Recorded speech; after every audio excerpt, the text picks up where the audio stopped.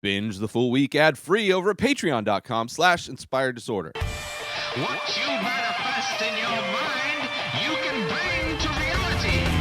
Jaws! That's right, I'm talking about the movie from 1975. I'm going to be reviewing the franchise of Jaws. I hadn't seen the original in forever.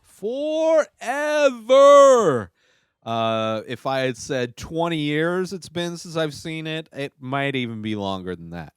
And also, I don't think I've seen all of the sequels to Jaws, so I'm excited to watch all of them. I know it doesn't end well, but I'm doing franchises now on Fridays, or little mini series, I guess, series of different shows. So starting off with Jaws, first of four movies. Excuse me, 4 movies in the franchise. Very interesting. Obviously, we all know the big dangerous shark. Attacking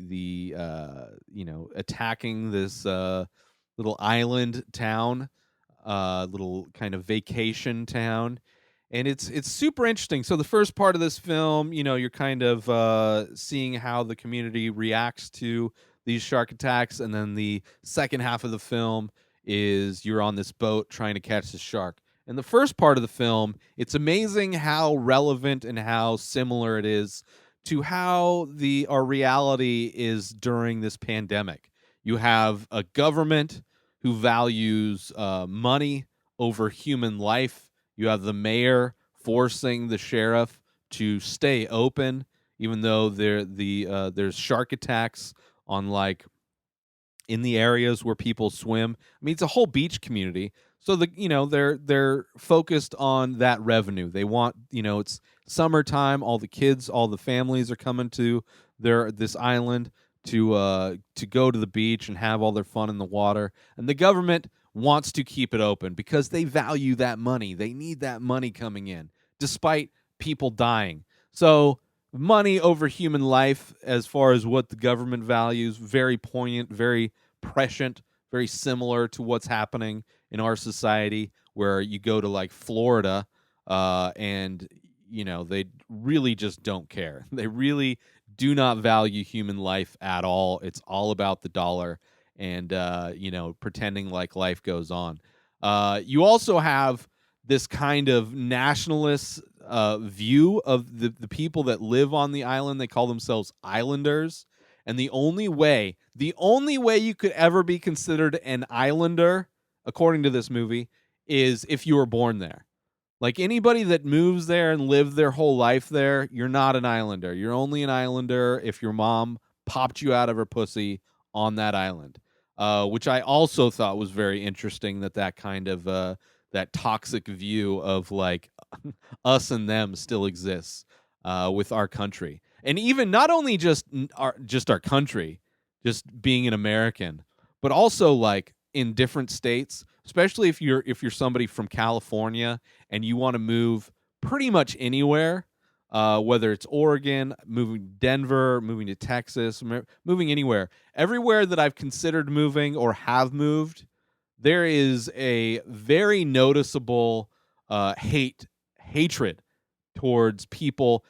I don't know if it's just from California moving to those places or if it's from people from other places moving there, but there is a hatred for people from California moving anywhere. Just very unwelcoming. And it's crazy because California is full of people from everywhere. You live in San Diego, it's all transplants because you have colleges, you have the military out there. It's all transplants. You go to LA, it's everybody coming from everywhere thinking they're going to be a movie star or a model or whatever. I'm sure if you go to up to Silicon Valley, I'm sure you got people from all over thinking they're going to be the next Bill Gates, which it's hilarious. California, welcoming to all people, but if you are from California and you go anywhere, you're treated like shit.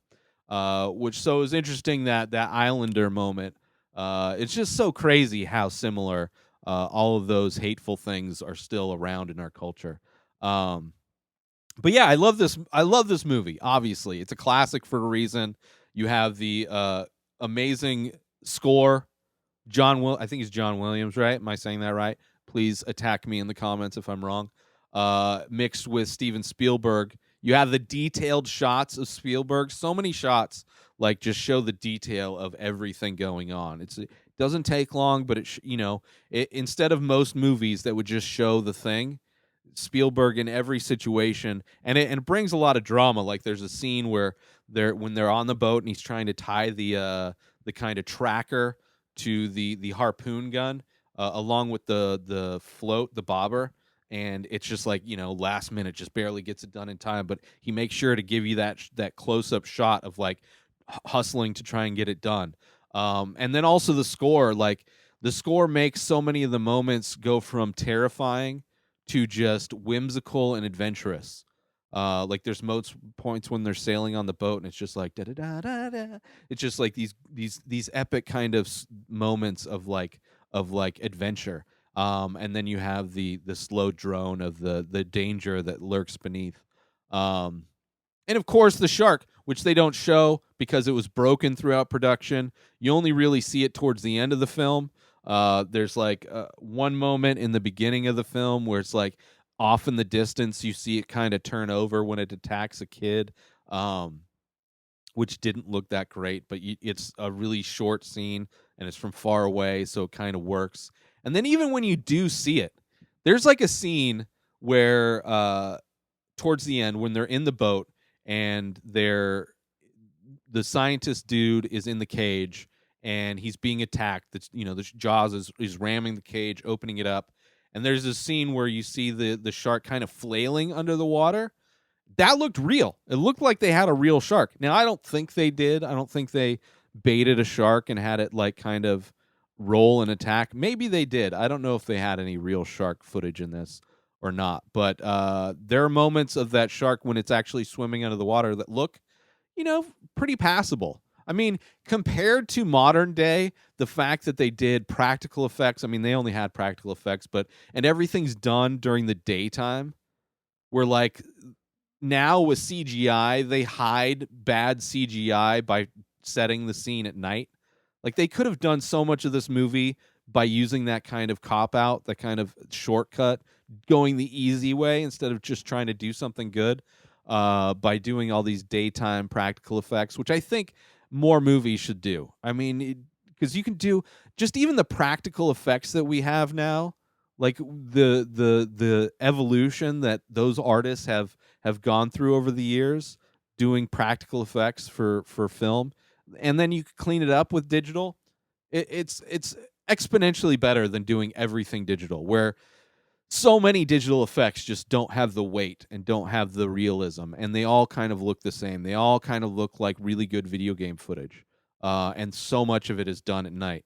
But yeah, it's really interesting, really interesting. Also, just seeing the mob mentality of when the governments are like, all right, we're gonna call all the fishermen, and then all of a sudden you have this like flood of inexperienced people looking for, I mean, the government's looking for the easy solution. All these people are looking for the easy solution. They're like piling into boats that can barely hold them, and they think they're going to somehow catch a giant shark. Like, how are you going to bring a giant shark into your little dinghy? It's insane. And just like the anti-science sentiment of the film, that's still prevalent today. Just so much of Jaws, it's crazy how so much of Jaws you could apply to our current reality and how our government handled the pandemic. I mean, if you were to kind of model it directly after that, you would have had a governor that would have just pretended the shark was fake for the first month of summer. Like you would have had tons of kids dying and people, and like somehow like the people on the island wouldn't believe that Jaws was even real. You'd have like people saying that like, oh, those are fake kids, those are actor kids that are pretending to die, like they do in reality, our current reality. But yeah, just so good. And then once you're on the boat, it's a really cool dynamic because you have the old grizzled vet who's the ship captain, right? Has all the experience. You got you got Richard Dreyfuss as this privileged scientist. You know, he comes from money, buys all of the equipment he needs to do the thing, but in that kind of ignorance, and he's able to experiment and try things at the grizzled vet. So you have the kind of rookie that's not afraid to break the rules. You got the grizzled vet that knows better, and then you have the Roy Scheider character, who the cop, the police chief, who is ignorant. He's basically like the audience. He doesn't know anything. He's just there to kind of help. Kind of a doofus, not very good at anything. But then you have, he's kind of adds a temperance between the two extremes, as far as how they plan on handling Jaws. But yeah, it's a good movie. I don't know how, like Jaws 2, they kill Jaws at the end of this one, so I'm assuming there's another shark that comes through in Jaws 2. But yeah, it was cool to see. It was also interesting to see. I mean, the grizzled vet dies. You have Richard Dreyfuss kind of hide. He kind of gets away from the shark in the cage, and that they think he dies in the cage, but he ends up just swimming down and hiding behind some coral or whatever. But then he comes back at the end. It'll be interesting to see who shows up in the sequels, and how they handle the sequels. I know it's not handled well, but I really did enjoy Jaws. It was amazing to revisit such a classic, and just see how well it's done, and how well so much of it holds up. So much of it holds up. And not only holds up, but like comments on the ridiculousness and ignorance that our society is still stuck in, from 1975 to 2021.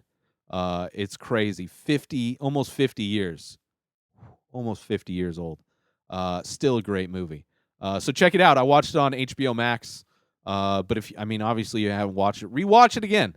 Rewatch it again. It's so good. Jaws. Make sure you support our sponsor, Ting, that cell phone service at a reasonable price. Get yourself $25 in credit, either to apply to a new phone or your monthly bill. It's the best coverage, same low rates, now with 3 coast-to-coast networks. Go through my link, inspireddisorder.com/Ting, and get yourself $25 in credit. New episodes of The Ray Taylor Show come out every single day. Subscribe on IGTV, YouTube, and everywhere else podcasts are found.